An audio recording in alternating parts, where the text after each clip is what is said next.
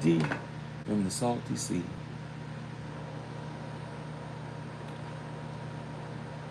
Such a cute little man is he.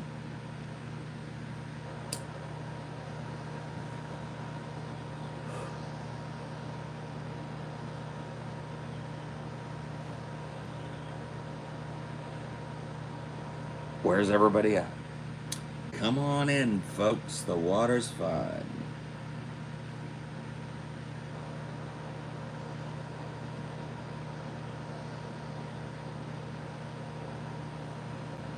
Paul, how can I join your Discord? Go to discord.gg/Paul, download the app, and then you'll be in the Discord. That's how it works. What's the haps on the craps? Shake 'em up, shake 'em up, shake 'em up, shake 'em. You know how that is.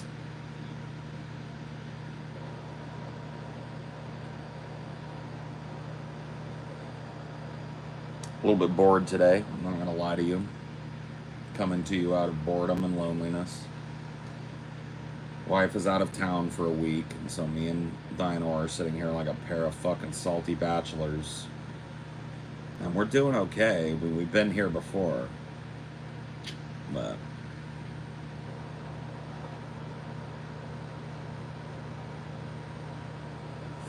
a reapy-doo,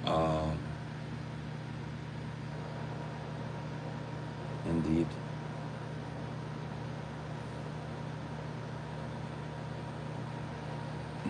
Damn, it's just Mr. Handy for a few days. Yeah, that's all a wife is. Everything all right? Yeah, no, everything's fine. Just bored. Didn't sleep super well because I'm used to Amelia being there, so just a little whiny today, I guess.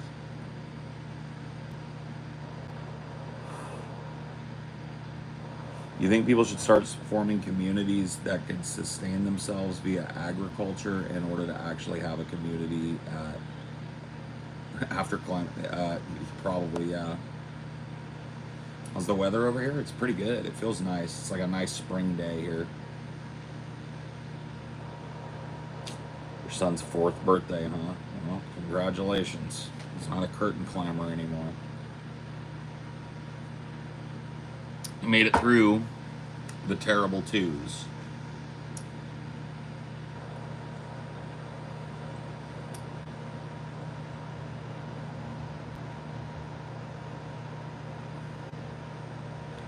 The terrible twos.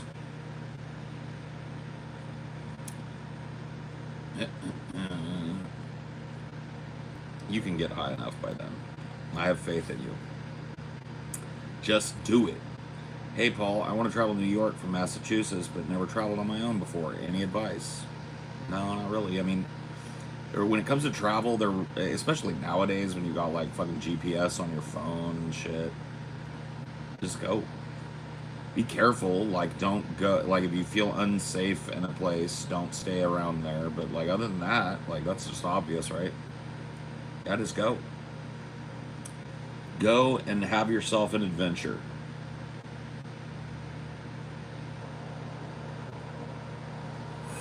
There's nothing wrong with that. I've had a few adventures in my life. Seat of my pants kind of fucking like oopsie daisy stuff. All good lessons. I'm doing just fine. I'm glad my streams help you get through work. That's cool. I'm glad you have a job where you can listen to streams. That's pretty nice.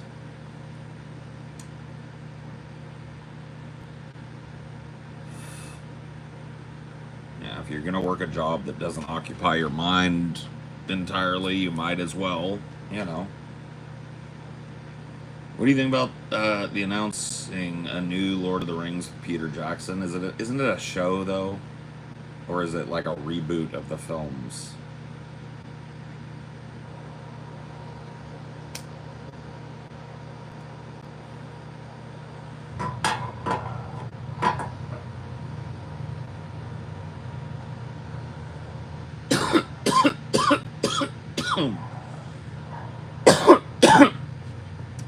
Well, like I said, I've got a super busy year, especially like leading up to the to the end of the year. So it might be a while before we do it, but I'm looking into it. I really want to hit up DC and attend some, meetings of Congress and stuff, and maybe catch some of these folks on their way to and from stuff and ask some questions.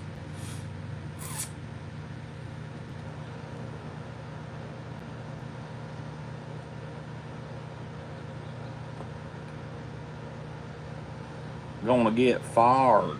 Don't get fired.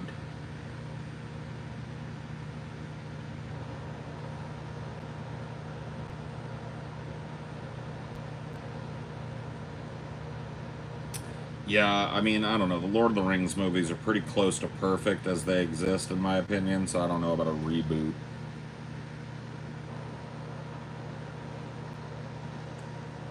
I learned that well-known establishment I worked at years ago maybe getting shut down because an employee contaminated the food. Hey, hey. Come and ride with me, Donald. Let me show you where we kick it at.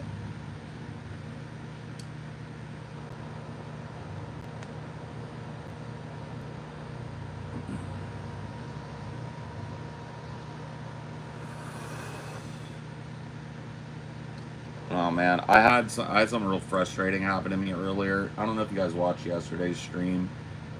There was a guy in here that was asking me questions, and it was a Vosh fan guy, and he had left a bunch of comments on one of our Onion Nuggets videos about the Vosh shit, and calling me a retard, basically, uneducated, unaware of history, all this shit, just like typical fucking like dismissive Vosh shit, right?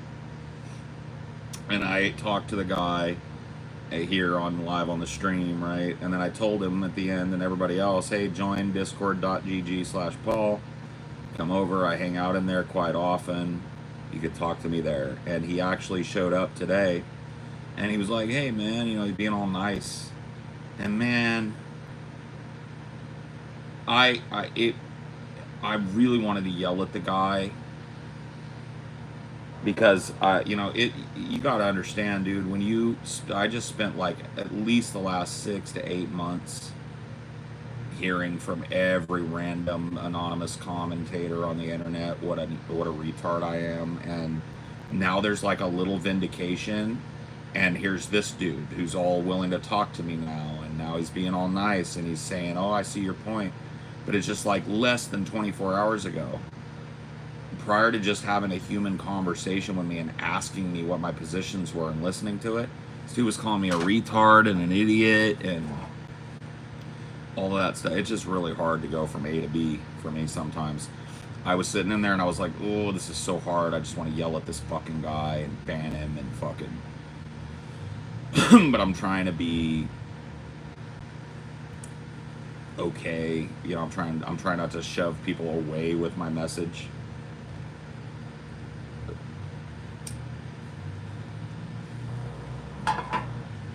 But it's so tough when I feel like I don't get an ounce of charitability outside of my own audience.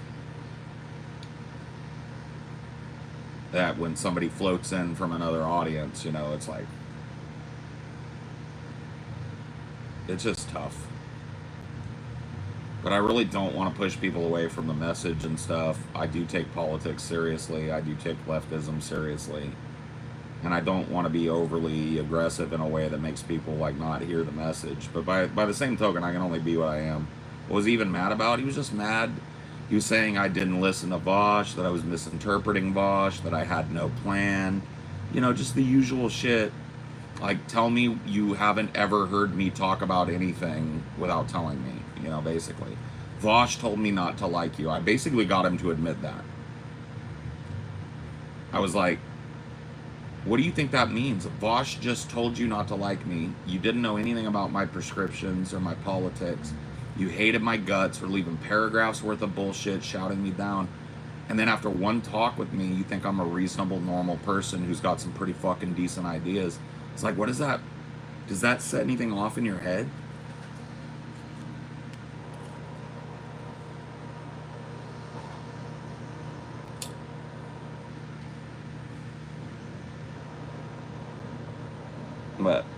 Anyway.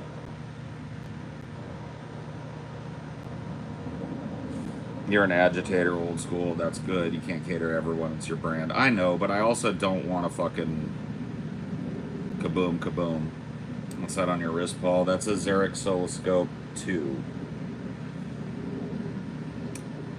Felt a little funky today, so we're wearing the Xeric out. Getting a little bit of sun on the loom so I can look at it.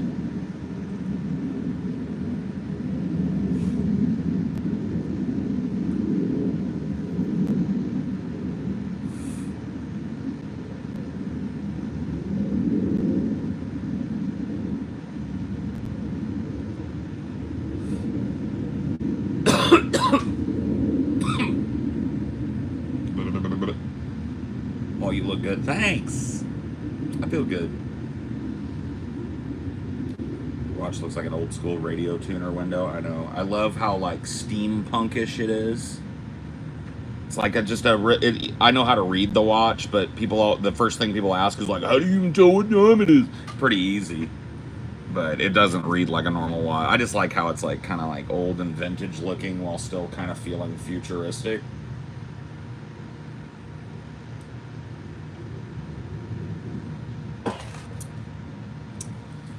Watches that. I'm not going to say it 15 times. It's made by a company named Xeric with an X. Xeric. And this is the Soloscope 2. Yo, I didn't know you still did these, man. I do. I've been doing them, too. Well, welcome back.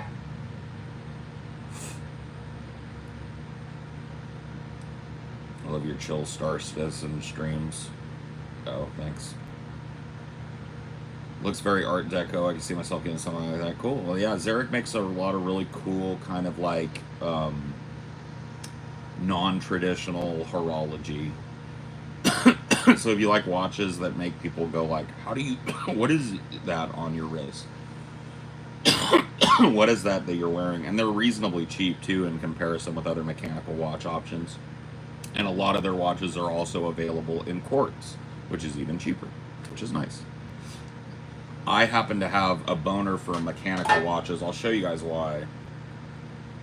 This Xeric is my favorite watch to show people the back of, because mechanical watches have this open back construction sometimes where you can see the mechanism in there. That thing that rotates around there, that's the automatic winding mechanism. So that is on a very, very like tiny little pinion, and it winds the mainspring of the watch. I don't know how close I can get, but you can actually see the watch ticking away there. See it down in the bottom left?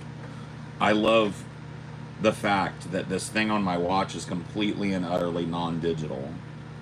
It's this thing on my wrist. It's completely non-digital. It's not dependent on any kind of power at all other than me walking around and wearing it. So, it's a very cool watch. It's my, like I said, it's my flashiest watch right now in terms of like getting people to go like, ooh. But it's also very comfortable to wear, too. It's a big ass watch, but it's really comfortable on the wrist, so. Cool, right?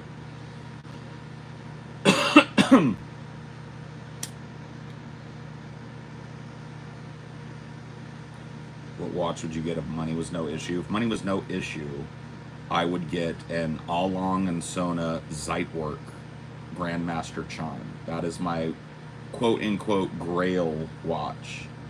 I think that is the coolest watch ever made. It costs, I think, a couple $100,000. So, I'll never own it. But, yeah, Along & Sona, they're a German company out of Glashütte, Germany, which is a well-known and old watchmaking town in Germany. I happen to like German-engineered watches. I like the German design language of minimalism and instrument panels and military use and such. Those tend to be the types of watches that I gravitate towards, and that is my grail piece.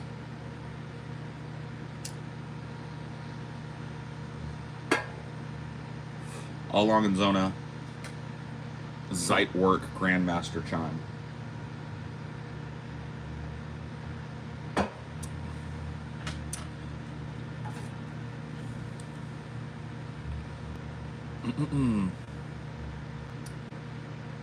If you were rich, would you get really into high fashion or basically dress the same? I basically dress the same, but what I would do if I was rich is I would hire somebody to help me buy clothes that are cool. Because I'm kind of a bigger dude, and I feel like I always have a hard time finding clothes for myself that fit me right and that look nice on me. And so I would hire like one of those like fashion consultants or something to take me around and get me a wardrobe of really nice clothes that are going to stay nice and look nice on me, you know. I would probably do that every 2 or 3 years if I was super rich, just to keep my clothes. Because, like, dude, if I took you guys on a closet tour right now, dude, it's kind of shameful. It's kind of fucking silly, honestly. Like, I have a closet, a big walk-in closet that's filled with 90% t-shirts on hangers. And of those t-shirts, and I'd say there's probably at least a good 40 or 50 t-shirts that I have, right? If I took them all and counted them. Out of those 50 t-shirts, there's maybe 7 that I like and wear. And the rest of them, I just don't want to throw them away. So that's one of my, like, that's one of my goals this week while Amelia's out of town and I'm kind of here by myself is, I think it's tomorrow, I'm going to grab a trash bag and I'm literally going to go through every shirt in my closet and I'm going to look at it and I'm going to go, would I wear this in public? And if the answer is no, it's going in the bag. Most of them, I'll have 2 bags. If I'm getting rid of one that I feel like is donation worthy, I'll put it in a dono bag, but most of these have big holes in them. They're ratty around the neck. They're all faded and have like, some of them have like joint burns in them where I dropped a joint on myself. It's just, a lot of them are just not even. That's why I don't wear them in public. But for some reason, my dumb fucking mush brain has held on to them. Some of them for like 25 years. I've got a couple of t-shirts in there that are like 25 or 30 years old almost. Like, time to go. And I just bought myself 10 brand new t-shirts that are cool with various things on them that I enjoy and like. And they're gonna look good on me, and that'll be that. Oh, dude, yeah, I'm a very borderline hoarder. I do get overly sentimental about items. Dude, my mom has got it even worse, but neither one of us qualify as, like, a lockdown hoarder. I just have trouble, like, looking at something I've had a long time, even if it's just a piece of shit or broken or not even really sentimental to me. I'll look at it and I'll go like, oh, I was 10 when I got that. Like, that means anything. You know what I mean?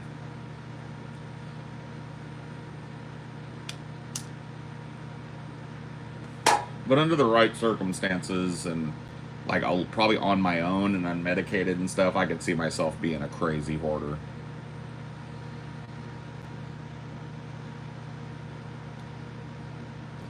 It's like the things you own have memories, or like they have, like, a little bit of a soul. And they're like telling you, please don't throw me away. Please, I've been a faithful shirt to you for over 20 years. Don't throw me away like trash. And I'm just like,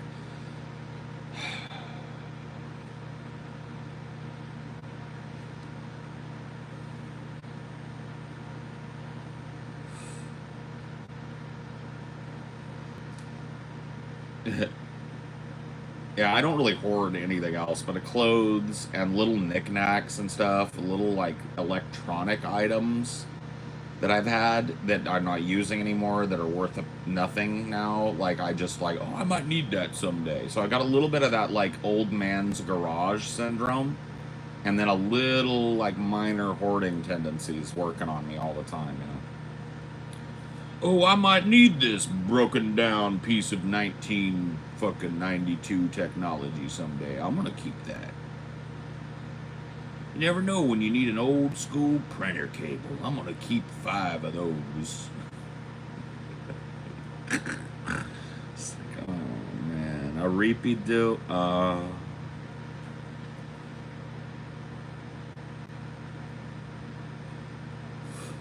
See, I'm the opposite. Old toys, I throw that shit right in the trash, to my detriment.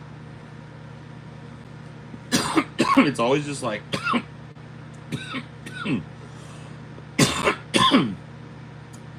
clothes and electronic shit. And usually the electronic shit is like stuff that you can use with multiple different things, so like cables, connectors, toggle switches. I have a big fucking box that's got like 5 or 6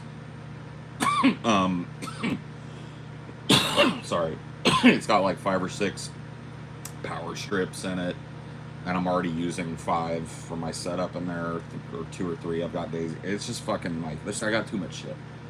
But this is step 1 for me for getting rid of my end of it, because Amelia and I are doing like a multi-phase downsizing of what we have. Because number 1, we've got a lot of junk that we don't use, and some stuff that we haven't even unboxed since the last time we moved. So it's like, what's the fucking point of owning that still? So we're gonna get rid of everything we don't need or want, get ourselves down to the absolute minimum, right? And then we're gonna move. And I think that's gonna be awesome, because we're not gonna move into the house with a bunch of junk. Where do we put this? Oh, here's my holy raggedy t-shirts and my old pair of socks with a hole in the toe.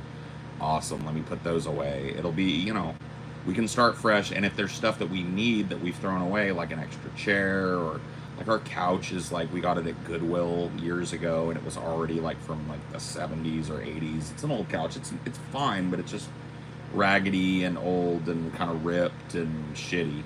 So I don't want to take that with us when we go. There's just no point.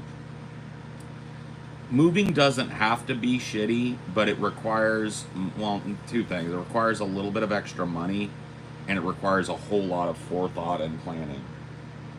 If you just kind of move like most people move, and you just go like, well, time to move, and you kind of pack in a week and then you're gone, that's fucked, dude. That's a shitty experience. But if you're like slowly but surely, because like Amelia and I are not thinking about leaving, like moving, until late summer. But we're already going through our shit. We're already started packing some stuff. Are you still planning on moving to the place you told me, or has anything changed? We've had a change, actually. I discovered another town. I'll just tell you that much. I'll tell you in private if you want, if you ever fucking have time again.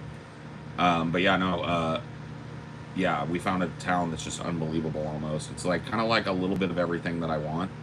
It's got nature, very close to the ocean, reasonable rent, very far from any other town. So like when you're out of town, you're out of town. Not a lot of traffic through it, not a lot of visitors. A little bit of a tourist season in the spring and the summer, because there's a lot of like really well-known nature right there.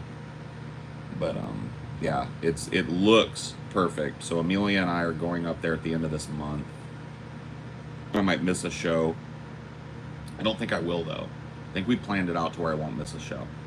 But yeah, we're gonna go up there for 2 or 3 or 4 days and stay, look at some rental properties and all of that. Is it Montana? I just said it was near the ocean.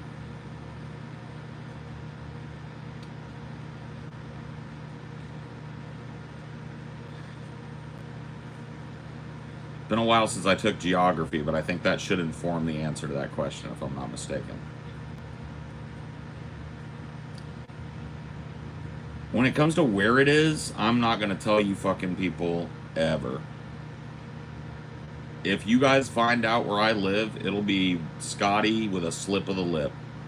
Like always. Because if I have my way, I think some of you may figure it out, though. The intrepid amongst you, because I plan to do ideologies outside like I've always done. Walk around in a little nature. So, no, it's not.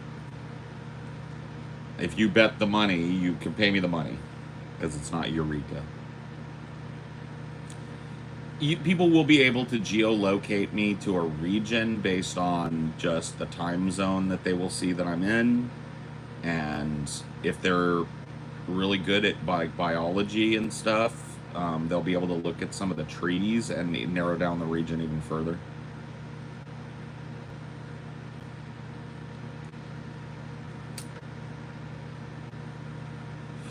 So I know it'll eventually be out to everybody or whatever the fuck, but it won't be out of my lips.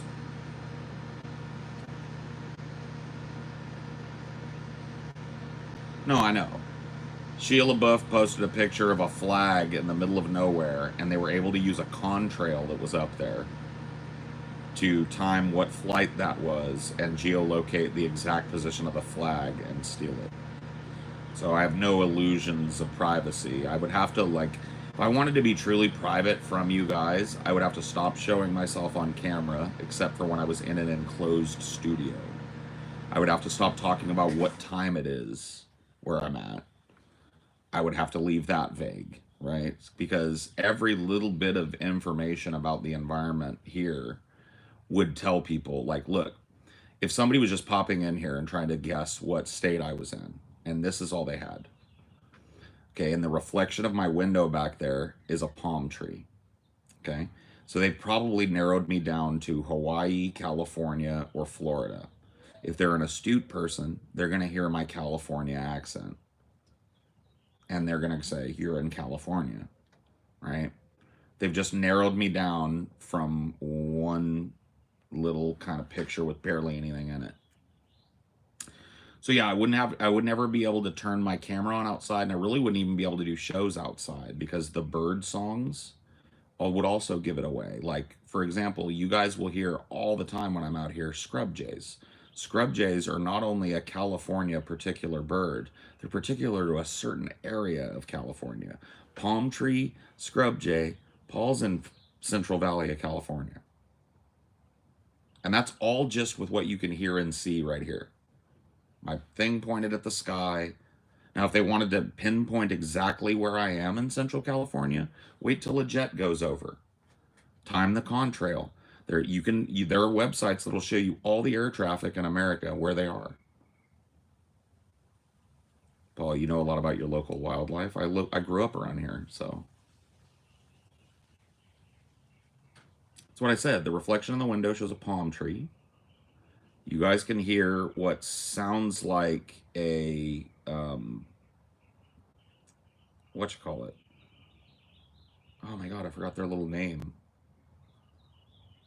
Not a tern. My brain keeps going tern. Tern? No, not a tern. Finch. So there are a specific type of finches that live around here where they're like, they actually have three genders, kind of based.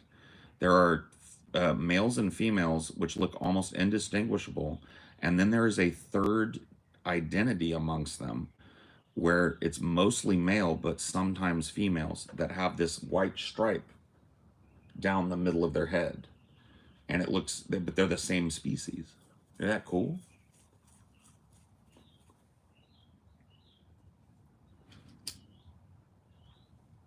Most of the time when you see the stripe, it's a male, but like only like 75% of the time. So it's almost like an intergender kind of third identity in their little society or whatever. Pretty cool.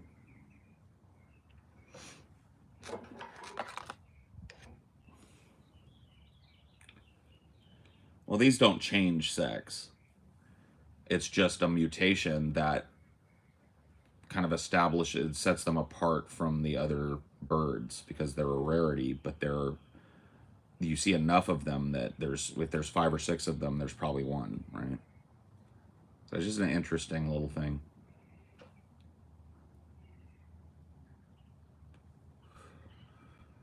Why do you want to live near the ocean with it rising? I'll take my chances. I'll tell you why. Yeah, isn't that hat hot? It's pretty fucking not hot out here. I'm in California, dude. It's probably like 68 degrees. I just plopped it on my head. You can see there's like a breeze and everything. It feels pretty good. You can take it off if it's bothering you or triggering you or whatever. Yeah, here. Is that better? There you go. Hat off.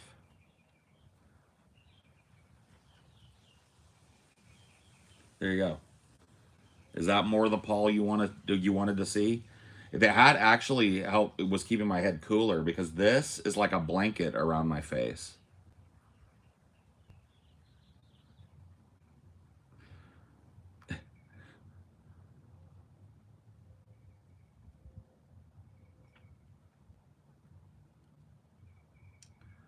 What's 68 in Celsius? Why don't you just Google it, my dude? Ask Siri or whoever you got.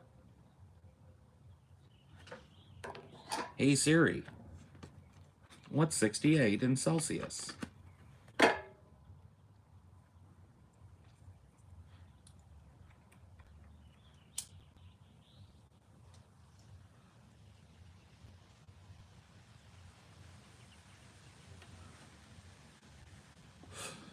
Best and worst part of living in California. Best part, your adjacency to everything, right? So California is such a huge state, people don't realize because it's like not super wide, but it's long, right? And you have every biome ever. So you're adjacent to anything, any kind of climate that you like legitimately that exists on the planet exists in California in abundance. We're talking rainforests, we're talking coniferous forests, we're talking redwoods, which don't appear anywhere other than the west coast of the United States. We've got redwood trees. We've got just endless miles of fucking ocean and beaches and all different types of beaches, rocky beaches, pebble beaches, sandy beaches, white sand beaches, brown sand beaches, a couple of black sand beaches. We've got volcanic beaches. We've got this, that, like everything, right there.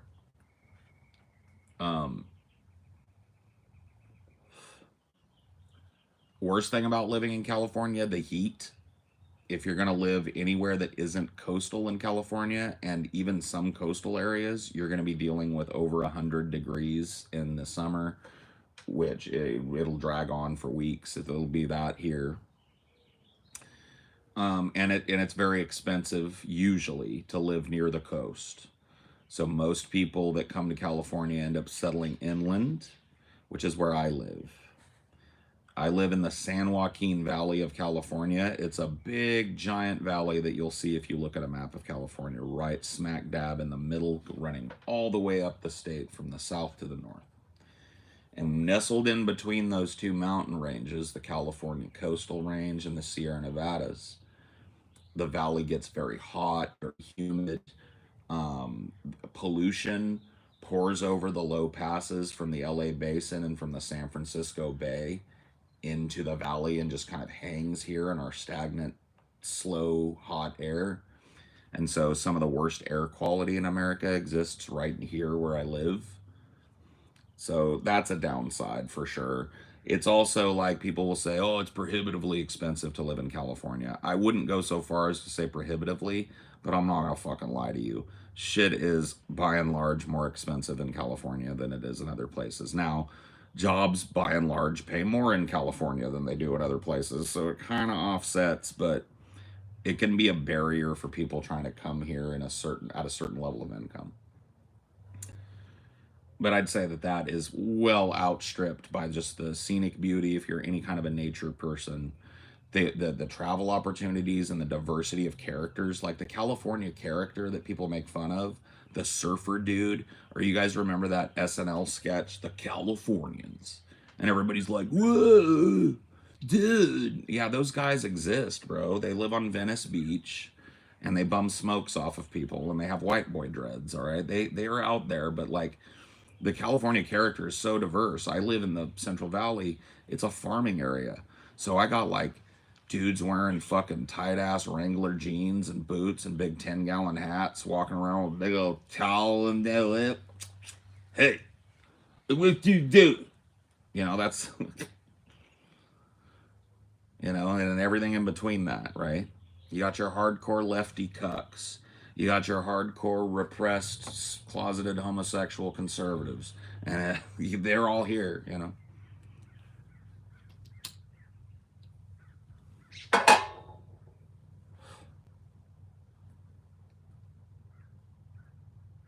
California is one of the best states for a road trip, bro, because it's just, like I said, it's so diverse. One day you'll be in the high desert, and in less than a day's travel, you could be deep in a fucking redwood forest.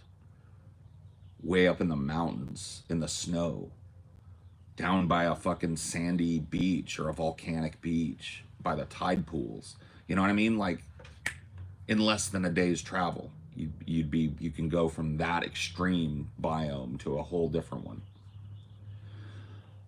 California is more like a country than a state. So we say this all the time, but California is, or at least was until recently, the fifth largest. It might have slipped to the sixth largest economy in the world on its own. That's if you sever it from the federal government and you only count money that is generated by California businesses within the borders of California. It's the fifth or sixth largest economy in the world on its own. So, like we say it all the time, if the country collapses, being in California is going to be a blessing, because as everything else collapses, there's a really good chance that California just goes like, well, we're still here. It's really got good geography to keep people from moving easily in and out of it. There are choke points. We could easily keep like a war going on in the wider United States at bay. You can't just like come up into California. You got to go through the Sierras. There's like 15 or 16 really wide enough and clear enough passes, all dependent on the weather, that you could easily put a military outpost at, and we'd be probably fine over here, guys.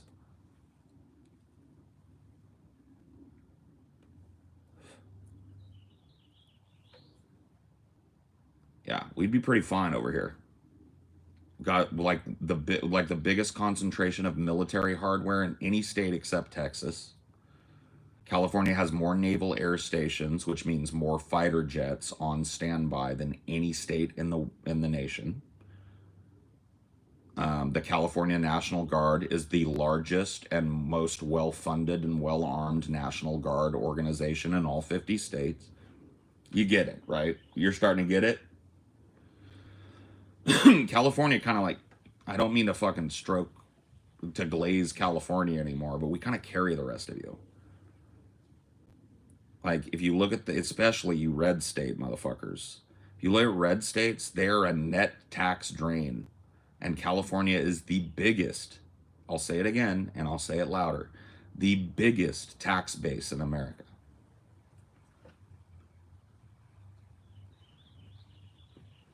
Having lived in both, Nick, you are right.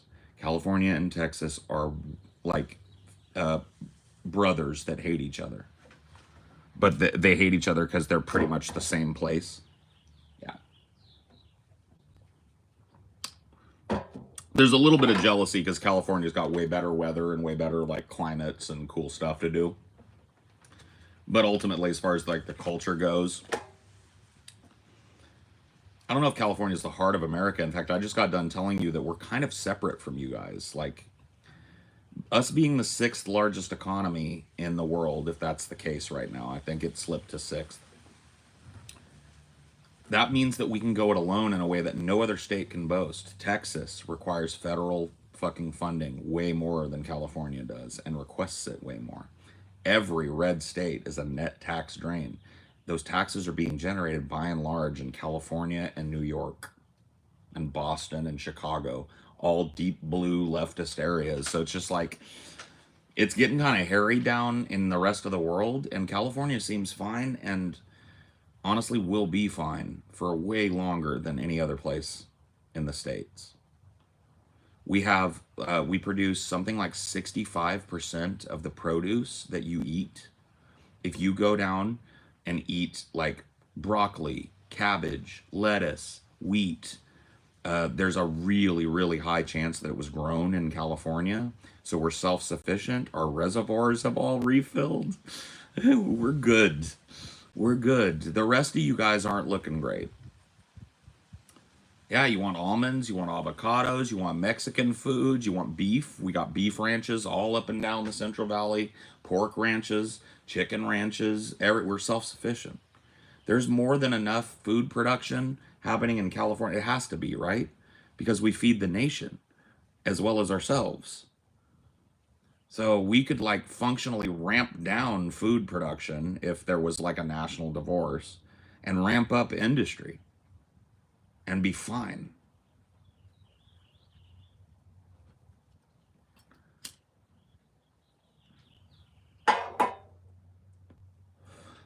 Yeah, it is. People treat you like shit. Some people. Most people in Texas were really nice. There's kind of like this, like Californians will say, "Oh, Texas are just fucking right wing assholes." Well, this is kind of a right wing area, but not everybody there is right wing. And everybody that I interacted with a few notable exceptions, was real fucking nice. And the few notable exceptions are no more than I've encountered anywhere else on the fucking planet. And I've been all over this country. So to me, for my dollar, Texas people are okay. But yes, there is an element of Texas that is real. Just really, they think California is making their lives harder.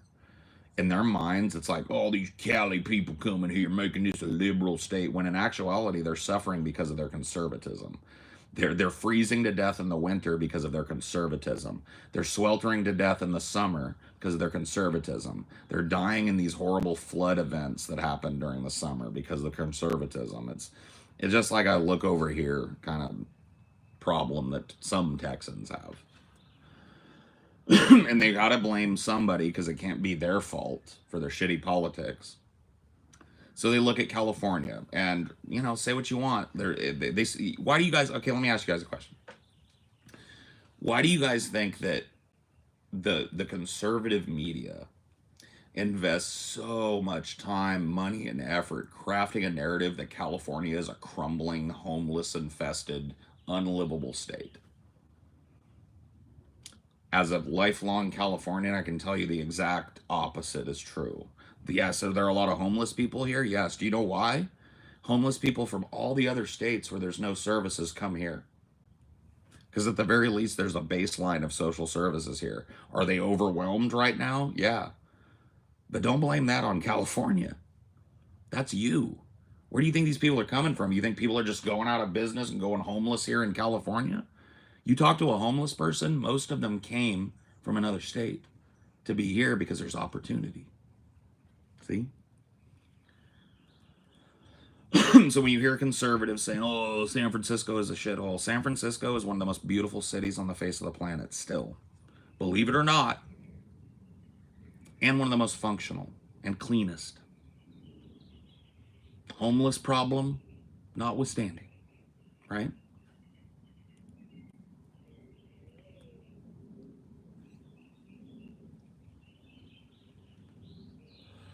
If you're going to San Francisco,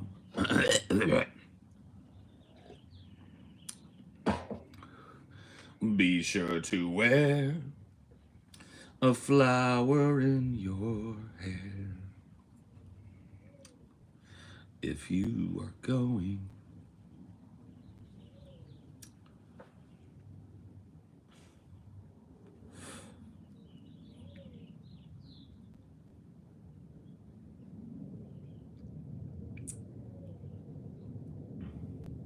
there's a lot of cope about California, okay, is what I'm saying, from other states, and a lot of misconceptions. A lot of people that have never been here just think it's a big beach, which it is, but it's that and everything else, Thank you, Paul, for explaining that homelessness isn't caused by government intervention. I didn't say that. I said homelessness in California is caused by lack of government intervention and lack of social services in other states. That's what I said. Don't quote me, boy, unless you're going to quote me proper. Okay?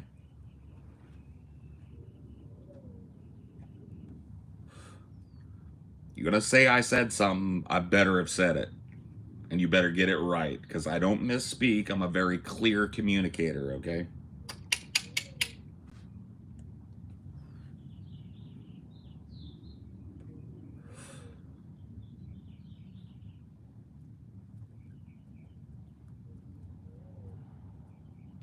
I assumed it was mostly deserts. There are a lot of deserts. Yeah, there's the Mojave, which is an expansive low desert. It's a below sea level desert and home to the hottest place on the planet, I believe. Death Valley topped it out a couple years ago.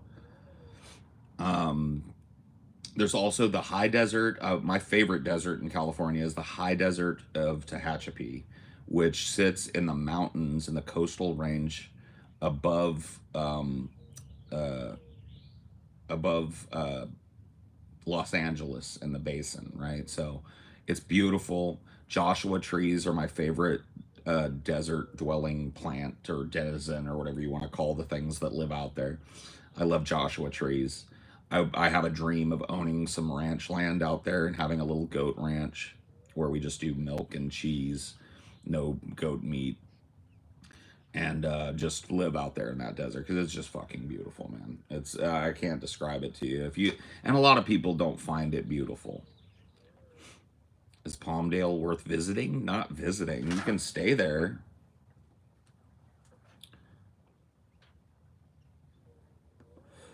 Yeah, California is where all culture that you guys participate in radiates from. Hollywood and the national media are centered on the coasts of your country. So California and New York are basically telling you how to talk, how to dress, what the memes are. I mean, it all radiates from us, right? It can't help but do that. We're a giant world level economy sitting in a bunch of poor states.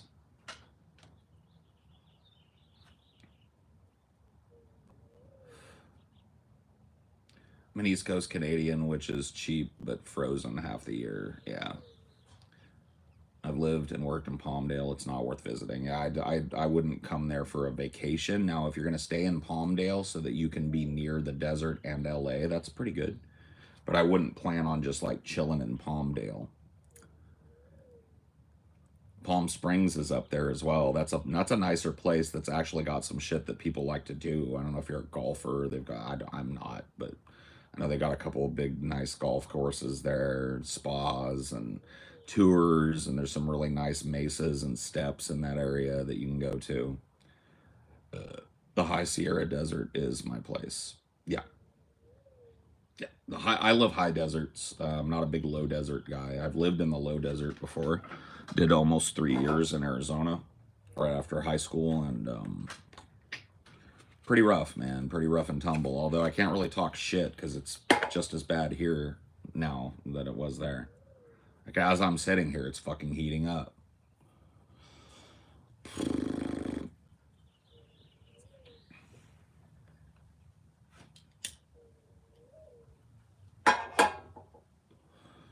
What's the difference between low and high? Just sea level. Sea level and max temperature, also temperature at night. So that every desert has a tendency to get cold at night, but a high desert will freeze you in the middle of summer.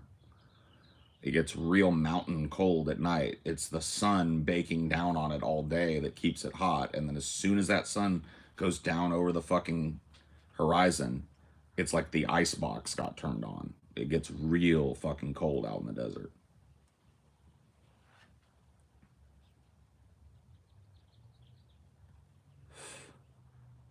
That's so weird. Well, it's a high desert, so yeah, it makes sense though, right? It's nestled up in a fucking tiny little mountain range. Doesn't get a lot of rain because of the rain shadow of the mountain range that it's in, but it's still fucking way up in the elevation. New Mexico has both high and low desert. So if you go to like Santa Fe, that's going to be a high desert. If you go to like, what's the other one there? Thinking of the other town.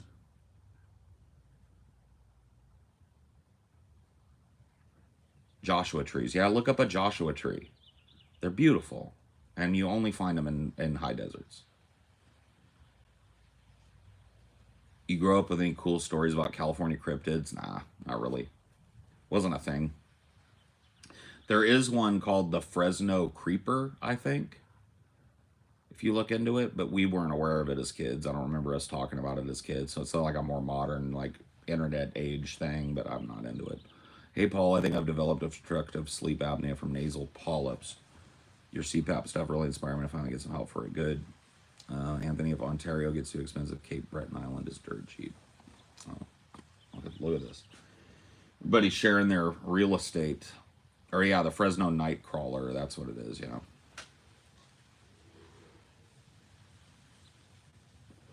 It turned out just to be Andy Dick. Yeah, it's probably just a meth head, honestly. Knowing this area, it's probably a fucking tweaker running around naked at night, tweaking his fucking mind out. People are screaming and taking blurry pictures of him and shit. Albuquerque, thank you. Albuquerque, New Mexico, low desert. Santa Fe, New Mexico, high desert. Same thing in Arizona. So Phoenix, Tempe, Mesa, Chandler, Scottsdale, low desert. You go up the fucking mountain to Snow Bunny land, you're up in the high desert up there.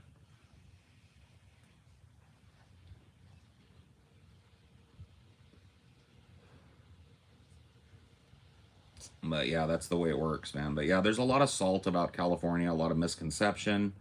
You know, I understand that as a person who grew up here, I probably have an affinity for it that other people don't have, and that may color some of the things I say. But you can fact check me on the shit that I've talked about. California, most diverse environment, second largest continental state, absolutely beautiful, better social safety net than pretty much anywhere else on the planet or in the states. More public money generated than any other state by a factor of like 2 or 3, I think it is. Sixth largest economy in the world, chugging along, growing. You know, California is okay. We had like a long drought, and that was pretty rough, but that's over, at least for the short term. California's reservoirs are topped off. All that meltwater is starting to come down the mountains as I'm talking to you, right over there. Sierras are right there, and they are dusted and capped with fucking waist deep snow. And all of that is going into those thirsty reservoirs and rivers and canals and waterways here in California.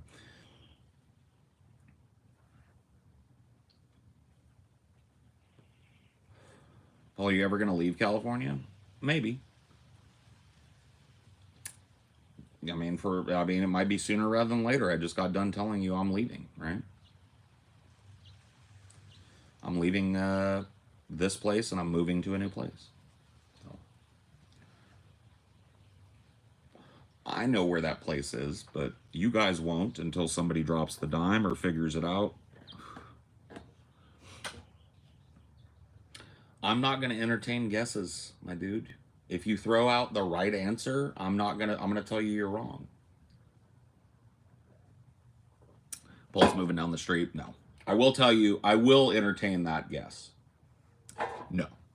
I will be far from where I am. Like a flight away from where I am. Take that to mean whatever you will. Would you like to come live in Colorado? Maybe I will. Maybe that's where I'm headed. If you were going to live in the EU, where would you go? Probably Ireland, I would guess, or Finland. Those are the 2 places I'd be interested in living within the EU.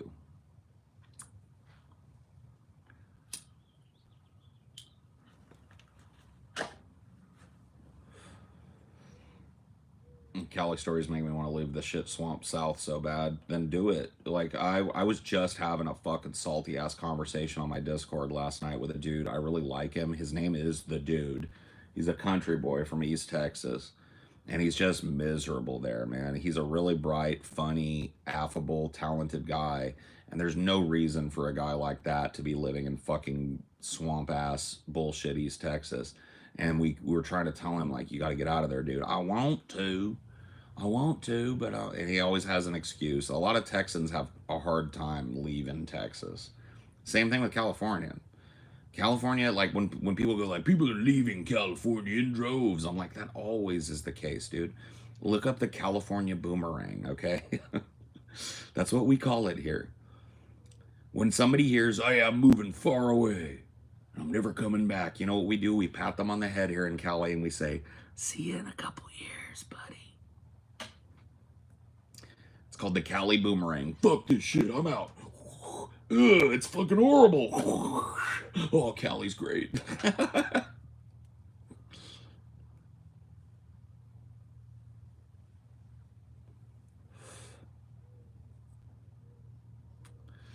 Why do you always tone police Bernie Sanders every time he's on the show, but you never have any policy criticism of him? Because policy is not the end-all be-all now. We need voices. We need people speaking out. I'm glad that Bernie's still there, but he's fucking 80-something, dude. He's done. Okay? And I don't have much respect left for him after he's just kind of coddled every DNC candidate for the last 2 cycles. Him letting Joe Biden throw his arm around him and shit while he's doing a genocide of Bernie's fucking people. Come on, bud. I got no respect for the guy anymore, man. If you're supporting the status quo, having a couple of based fucking attempts at legislation don't really cover it. You see what I mean? People need to look at these politicians holistically. The dude I was talking to earlier that came with it, like yesterday, had severe PDS and now is saying I'm mostly right. That dude, I was trying to explain to him, I was like, dude, you have to look holistically at these candidates, because he was like, AOC's actually kind of based because she went to one of the protests. And I was like, dude, it was a photo op. It was a photo op. Because while she went to the protest, she's supporting the DNC, who's continuing to send bombs and perpetuating and continuing the bloodshed over there. So it was a photo op for her. The same as that photo op she took down at the fucking border camps. You remember during the Trump presidency, the famous AOC photo where she's got her hands on the fence and she's crying. Now that Biden's in office, those same border facilities are still open and still operational, and she hasn't visited. And he was trying to call her based and call it worth getting her elected because of her photo ops.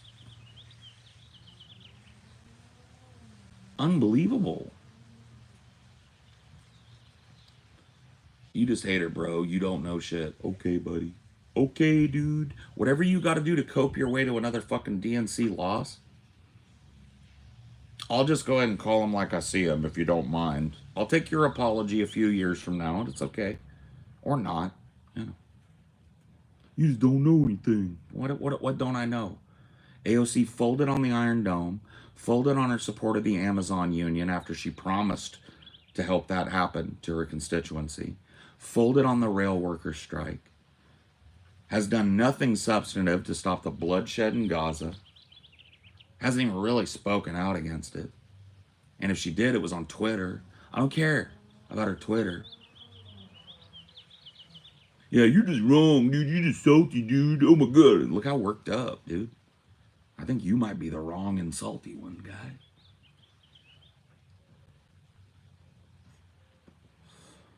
Not trying to deflect and Uno reverse card you or whatever, but my dude, my God, my dude, my dude, my God, my dude, my God, my dude.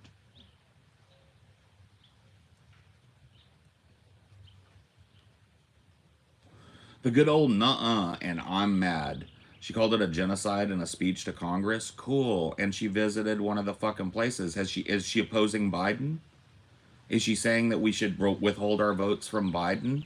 Or is she just continuing to nod along and take her paycheck and take her cushy job and take her social status and go along to get along just like Mama Pelosi tells her? You won't answer that question because you're here with a fucking agenda. And the agenda is, I'm scared and I need to cope. Paul wrong about some AOC based. AOC ain't done shit. AOC took all of your support, all of your grassroots donation, and gave them to corporate fucking Dems, just like she said she wouldn't. What do you got to say to that? Remember AOC PAC? I do. Remember the promise of AOC PAC? Not a dime, not a dollar to corporate Dems. Why don't you go do a little research before you type your next heated comment and tell me what happened to that money? In fact, I want you to do that. I don't want to hear anything out of you until you have gone to look up what happened to that money and you come back and you tell me the answer. That's the next thing I hear out of you, or you're banned. Because I'm not going to waste my time with you no more. I'm giving you substantive examples and you're just going like, you don't know what you're talking about. Go look up AOC's Political Action Committee and whether or not corporate Dems got any of that money. I think you might be shocked. I think you might be shocked. Spoiler alert for everybody else. Corporate Dems got all of that money. All of it. Oops. Oopsie daisy.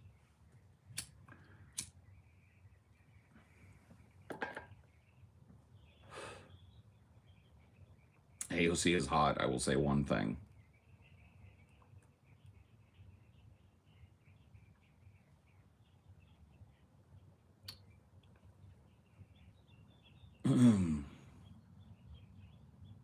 She had so much potential. That was the first time my spirit was broken politically. Well, learn the lesson of it. Learn the lesson of it the next time somebody comes along and is promising you the moon and the stars, but they got a D next to their name, because the DNC doesn't allow the moon and the stars. The DNC only gives you a stopgap between the next Republican presidency. And then once that Republican presidency is over after 4 or 8 years, they just continue the status quo and lock in that shift to the right. That's what the DNC is about. That's all you will get from investing a single dollar, a single dime, a single moment of your time into that organization. Okay?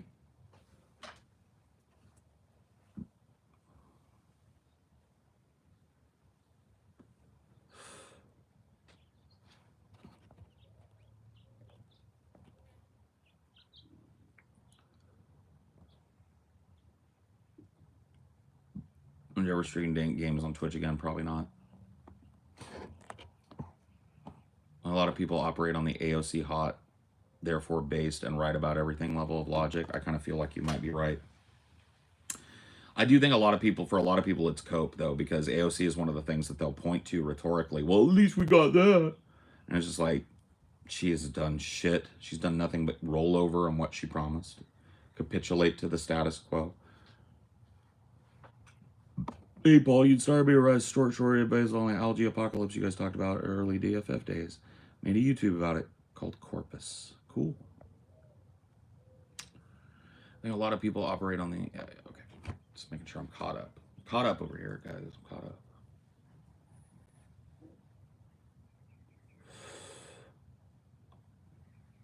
Oh. Long live the outsider. Long live the meek. Long live the merciful. Down with the taker. Down with the thief. Down with the robber. Down with the barony. You know what I mean?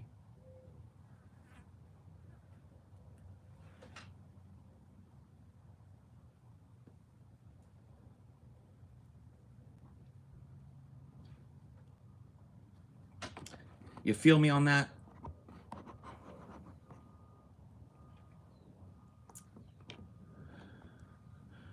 I gotta say, I fell pretty hard into the blue no matter who movement. Worst mistake I made. Yeah, well, you're not the only one I've heard that from, and I'm glad to hear it, but it is really a tough thing for me to remain humble and hear it. I don't know if you were one of them, but the blue no matter who crowd is real salty and real aggressive, and they will call you all kinds of gaslight you 8 ways from Sunday, man. You know how many people, if you just go over and look at the latest mention of me on Vosh's subreddit, are talking about my mental health? This is a group of based leftist memers who are supposed to be allies of people who are neurodivergent. And they're over there talking about how I'm not doing well, how I'm depressed, how I need to get help. It's just gaslight fucking central over there, bro.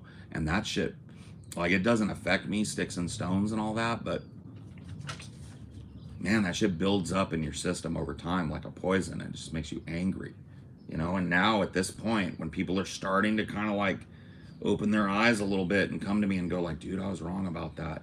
It's so hard for me not to go, fuck you. Where were you 2 years ago when I was being called a moron? You were probably in the chorus. Where were you 2 years ago where everything that I had on social media was being stalked by you fucking idiot weirdos, dude? But you know what? That accomplishes nothing but making me feel better in the moment for getting a little bit of my fucking angst off my chest. I'd rather just say, good, keep looking into it. But I'm just letting you guys in on the internal struggle of it, you know?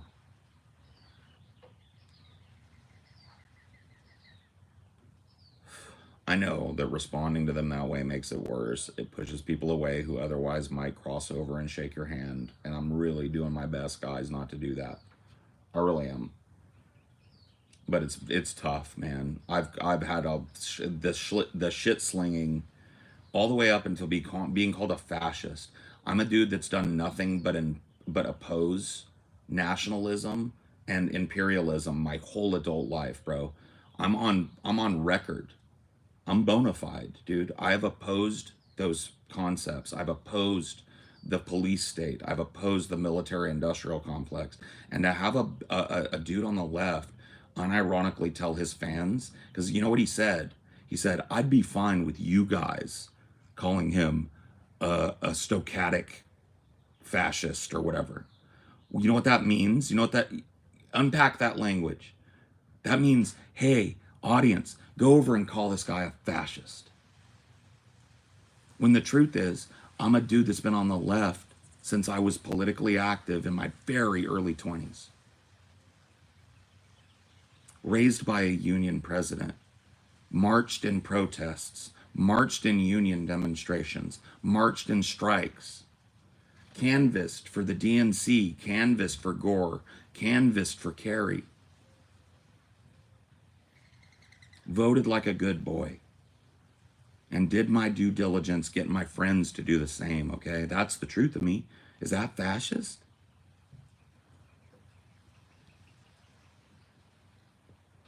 See what I mean? So that's why it's hard.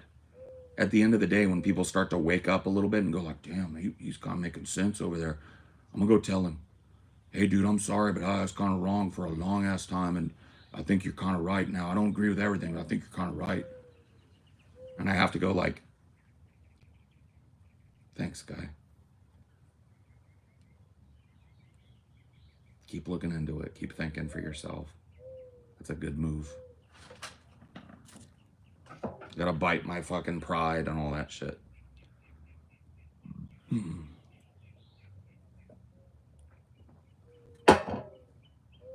My ego.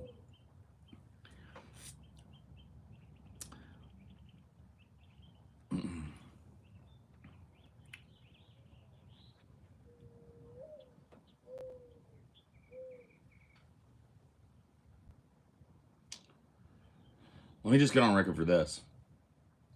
Don't take anything that I ever tell you that is nebulous or subjective at face value. Always make your own mind up. Okay, this is important. I appreciate the glazing from my community that I've gotten over the last few days. I think it is well deserved, but just keep in mind that I could easily be full of bullshit too. Some people are and don't even know it. Make your own mind up. When you hear me say something that you think is based, look into it and see if it's based, right? And make your own mind up about that. Guys, give me a second.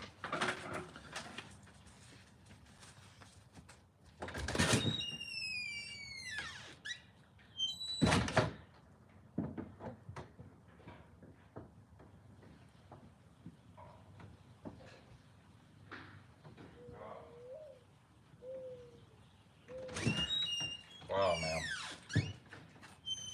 Oh, that's so gross. I caught it. Thank goodness.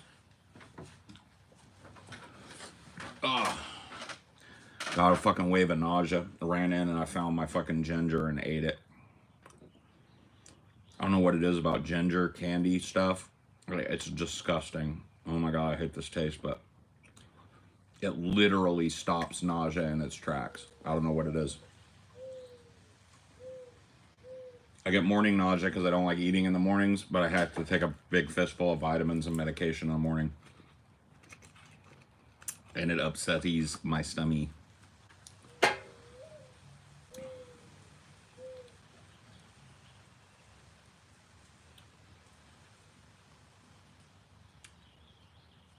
Yeah, pill stomach.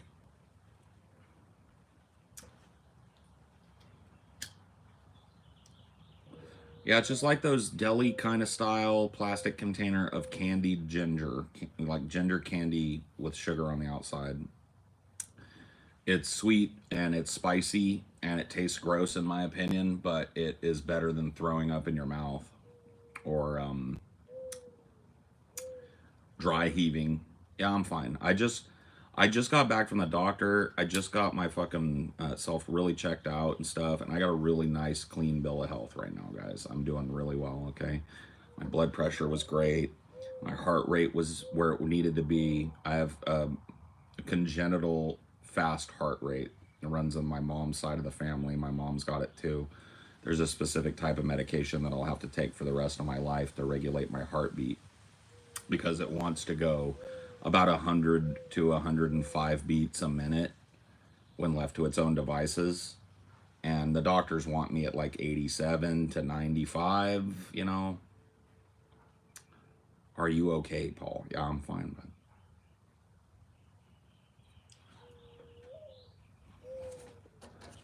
A lot of them are young, though, Paul. I try and keep that in mind, you know what I mean? I try and keep that in mind. I didn't know everything. I don't know everything now, and I certainly knew less when I was in my 20s and teens. And, you know, them wanting to be engaged. I'm just so afraid that they're going to have what's going to happen to me happen to them, you know. I have a lot of fear for that for young people because I got thrown into the DNC and the hypocrisy of it finally wore me down to a nub, and now I'm just disaffected. But I think it was something that had to happen to me politically to get me where I want to be, because I don't like the way the world is going.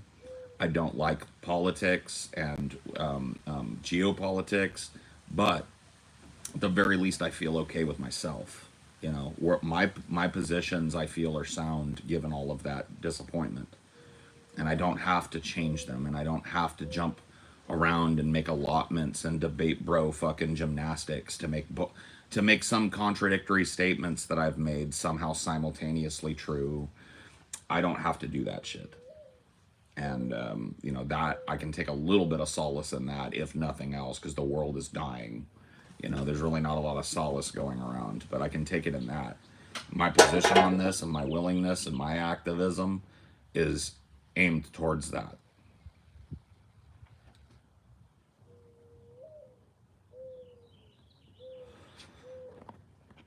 Omar, you're gone, buddy. That's the wrong answer. I told you to tell me how much of that money went to corporate Dems, and you came in with a cope. So you're gone.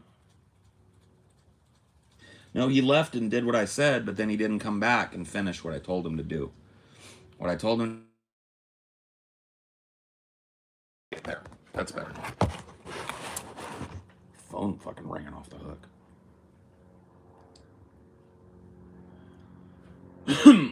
So anyway, I told Omar to go look at her political action committee, look at the promise of not a single dollar to corporate Dems, and then tell me how much of that money went to corporate Dems.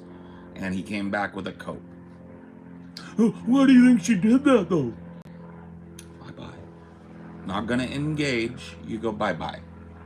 So I think that's my new thing. I'm fine with you disagreeing with me, but if you're not gonna fucking engage with my argument, you're gone. It's just a waste of time.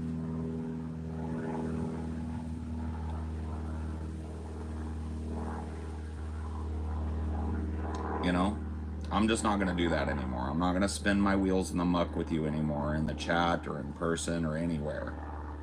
And that goes for anybody and everybody that I deal with from here on out. It's a decision I made a few weeks ago, and it's been working out well for me. And I'm done with it. I'm done with people that cannot demonstrate that they are listening to what I'm saying. If you can't listen to what I'm saying, then I'm not going to listen to what you're saying. If you'll give me the fucking middle ground, then I'll talk with you.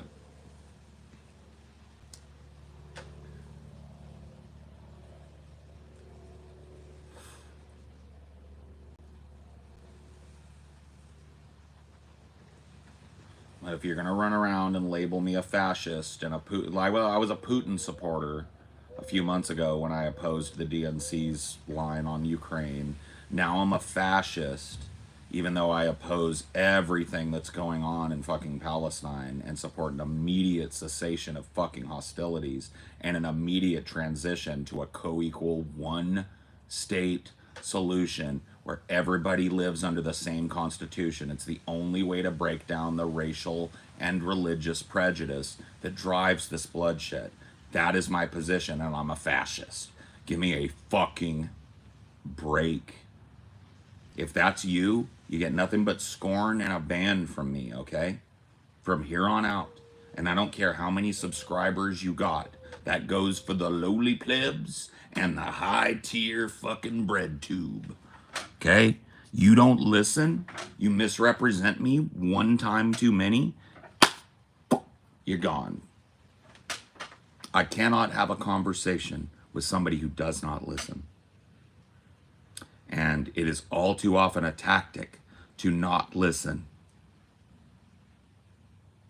in order to support your own position. Because then you don't have to refute anything that's brought up. Then you don't have to consider yourself or your position. Waste of my time. You want to talk to me? Cool. I'm in fucking Discord way more than I should be, bro. Discord.gg/Paul. I'm the Paul on Discord. That's my URL. Discord.gg/Paul is me. Come talk to me. But if you're not going to listen, it's going to be a short conversation. Okay? I got other things to do. I got business to get about. Okay?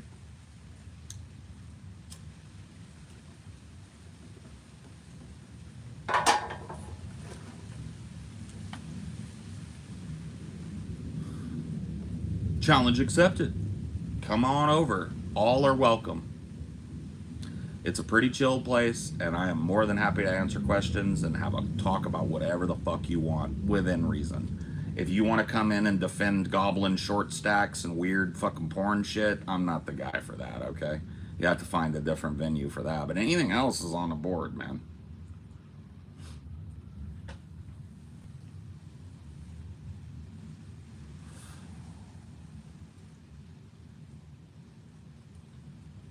Yeah, just read the rules. And honestly, even if you don't want to do that, read Rule 1. Rule 1 is basically all the rules in one rule. And Rule 1 is, and I quote, respect the vibe and don't bring bullshit to Paul. He doesn't care. I have mods that handle any kind of server issues, any bans or unbans or anything that you feel you were hard done by. I got a team of mods. I don't deal with any of it. And if you DM me, I will ban you. If you DM me crying about something one of my mods did, I'll ban you. That's Rule 1. That's it. Respect the vibe. Don't come into the room all brawlic if everybody's chilling. Wait your turn to change the topic. And if you got a problem, take it to my mods, not me. Because I'm not your fucking mod. It's my server. It's my house. Okay?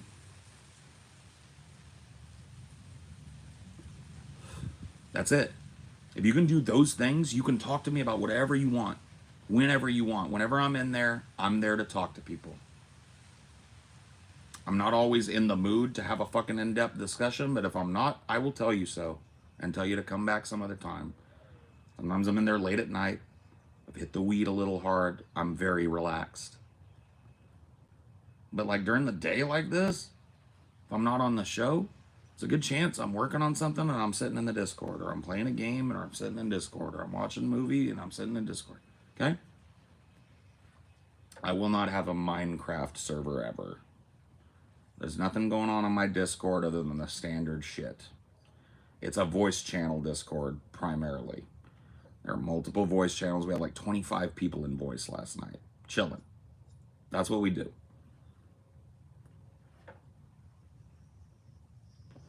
You can come in. You don't have to talk.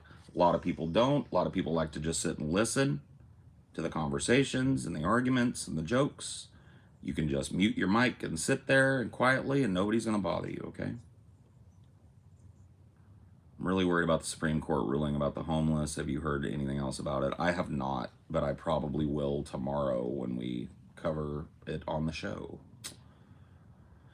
I definitely try not to live in the news in between shows because I find it's pretty fucking depressing. So, and I'm trying to kind of like not be as depressed, and it's working.